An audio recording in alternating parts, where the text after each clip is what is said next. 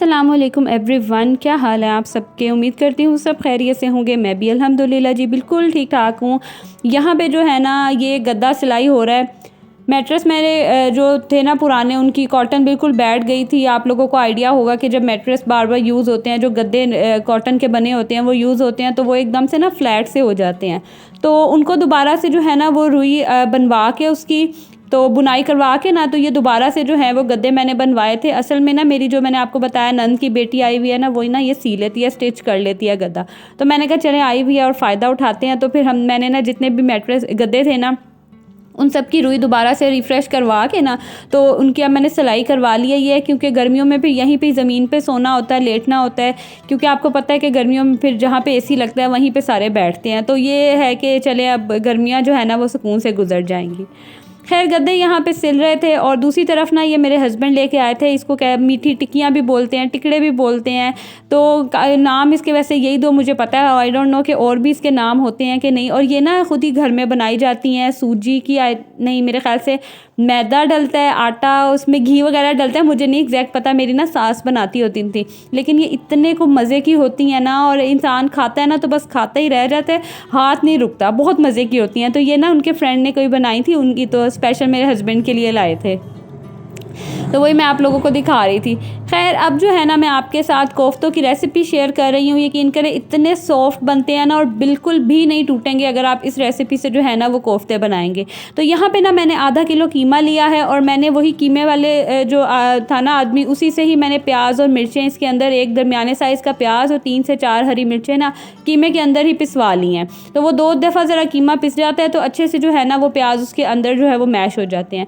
उसके बाद इसमें मैंने 1 चम्मच अदरक लहसुन का पेस्ट डाला है, 3 चम्मच मैंने इसके अंदर दही के डाले हैं, 2 चम्मच भर के मैंने इसके अंदर जो है ना वो भुने हुए चने होते हैं ना, उनको पीस के उनका पाउडर बना के वो डाला है। और बाकी इसके अंदर जो बेसिक स्पाइसेस, जिसमें नमक, लाल मिर्च, हल्दी, सूखा धनिया, ज़ीरा, भुना हुआ ज़ीरा पाउडर, ये सारा कुछ मैं इसमें शामिल करके अच्छे से जो है ना मैं इसको इतना मिक्स करूँगी कि जो मसाले हैं वो सारे इसके अंदर यकजान हो जाएंगे, और इसका जो है ना वो एक अच्छा सा जो है वो मिक्सचर रेडी हो जाएगा।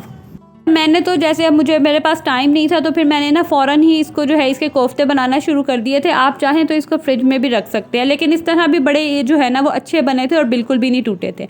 अच्छा, कोफ्ते बनाने के लिए जो ट्रिक, सबसे पहले आपने क्या करना है कि आपने फिंगर्स की मदद से ना अच्छी तरह दबा दबा के जो है ना वो कीमे को ऐसे करना है कि एकदम यकजान हो जाए। उसके बाद आपने इस तरह हाथों में गोल घुमा के जो है ये कोफ्ता एक रेडी कर लेना है। यकीन करें कभी भी आपके कोफ्ते जो है ना वो नहीं टूटेंगे और बहुत ही जो है ना वो सॉफ्ट बनेंगे।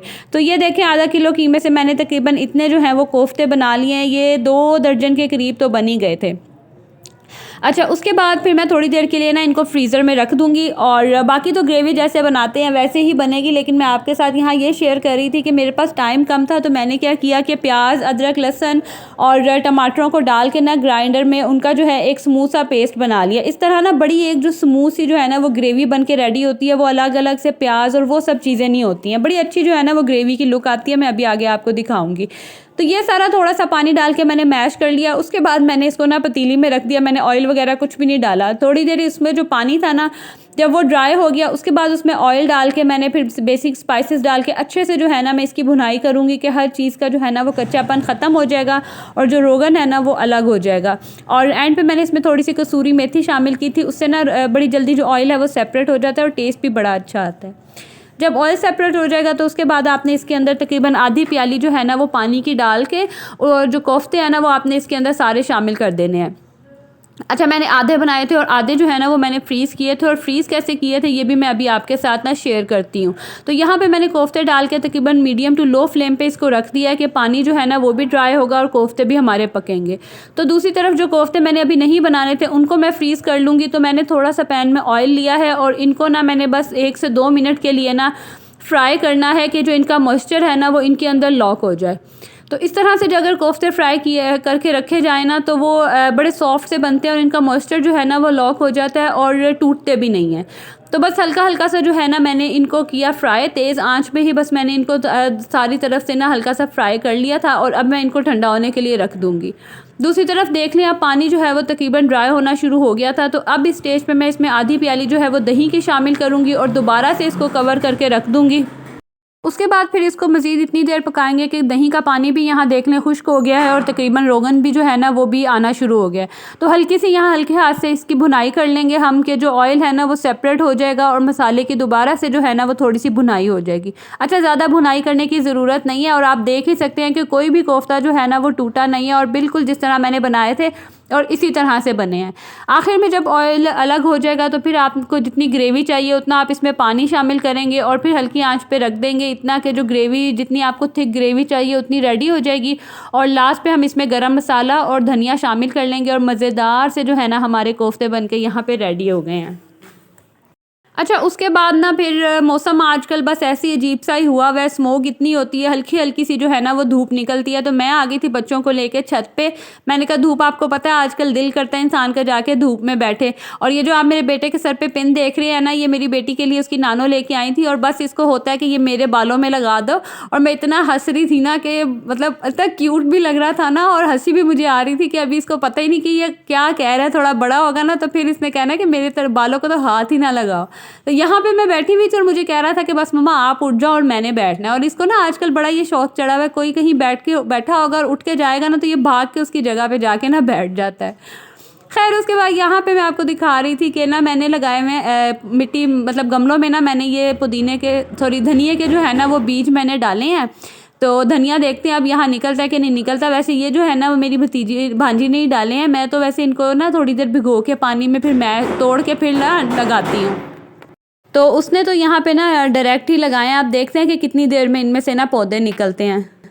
और यहाँ पे दूसरी तरफ जो है अब नीचे आ गई थी, काफ़ी देर ऊपर जो है ना वो टाइम हम लोगों ने गुजार लिया था। और उसके बाद फिर मैं नीचे आ गई और ये मेरा बेटा जो है खैर से सूटकेस में आके बैठ गया था क्योंकि इसके अंदर जो कपड़े थे ना वो मैंने निकाले। और बस बच्चों की छोटी छोटी सी शरारतें होती हैं और इतना मज़ा आता है ना सारा दिन इनको देखना। लेकिन जब ये एकदम ज़िद पे आते हैं ना तो वो हैंडल करना भी बड़ा मुश्किल काम होता है। तो जिस तरह से ये वीडियो में नज़र आता है ये हर वक्त बिल्कुल ऐसा नहीं होता, यकीन करें। ये तो दिन का आधे से ज़्यादा दिन तो मुझे बहुत तंग करता है। आजकल मैंने आपको बताया ना कि इसको बस हुआ है कि हर वक्त गोद में उठा के रखो और बस गोद में उठा के काम करो। जहाँ जा रही हूँ वहाँ साथ लेके जाऊँ, इवन कि मैं वॉशरूम चली जाऊँ ना तो इतना इसको बस आवाज़ आ जाती है ना पानी गिरने की तो भागा आएगा और जितनी देर मैं बाहर नहीं निकलूँगी बाहर खड़ा बस रोता ही रहेगा। तो बस ये भी बच्चों के फेजेज़ होते हैं और आहिस्ता आहिस्ता ही जो है ना ये भी ख़त्म होते हैं। खैर, यहाँ पे जो है ना मैं आज मेरे पास थोड़ा टाइम था तो मैंने कहा अपने जो कपड़े हैं ना वो प्रेस करके रख लेती हूँ। एक दफ़ा जब कपड़े प्रेस हो जाए ना तो बड़ी जो है ना वो टेंशन ख़त्म हो जाती है क्योंकि आपको पता है छोटे बच्चों के साथ इतना टाइम नहीं होता कि आप बार बार इस्त्री करो निकालो। समटाइम तो बस ऐसा होता है कि सोया होता है, मेरी कोशिश होती है बस फटाफट से जो है ना मैं नहा के जो है वो रेडी हो जाऊँ। और इस तरह होता है कि कहीं मैंने जाना ना हो तो मैं बग़ैर आयरन किए हुए भी कपड़े पहन लेती हूँ कि अगर मुझे आयरन करने का टाइम ना मिले। तो हस्बैंड के कपड़े मैंने पहले ही प्रेस किए हुए थे, मेरे ही होने वाले थे। मैंने कहा चले आज टाइम है मेरे पास तो मैं अपने ना कपड़े प्रेस करके रख लेती हूँ। तो 3-4 सूट मैंने रख लिए। अब ये है कि हफ्ता मेरा जो है ना वो आराम से गुजर जाएगा। उसके बाद फिर जैसे जैसे मुझे टाइम मिलता जाएगा मैं कपड़े जो है ना प्रेस करके रख लूँगी। तो मुझे उम्मीद है कि आप लोगों में से काफ़ी लोग ऐसे करते होंगे और मेरी बातें सुन के आपको अजीब लग रहा होगा। तो बस जब सारा काम घर का अकेला खुद करना हो और बच्चों को भी देखना हो ना तो फिर इसी तरह ही जो है ना वो मैनेजमेंट होती है। तो खैर यहाँ फिर आयरन वगैरह मैंने कपड़े कर लिए। उसके बाद किचन कुछ नीट करने वाला था, बर्तन वगैरह जो धोए थे उनको उनकी जगह पे रखा और बस यही जो है ना वो आज का दिन था और इतनी मैंने वीडियो बनाई थी। उम्मीद करती हूँ कि आपको वीडियो अच्छी लगी होगी। अच्छी लगी हो तो इसे लाइक ज़रूर कर दें और मेरे चैनल पर न्यू है तो इसे सब्सक्राइब कर दें। अब आप लोगों से मिलूँगी मैं अपनी अगली वीडियो में, तब तक के लिए जी अल्लाह हाफिज़।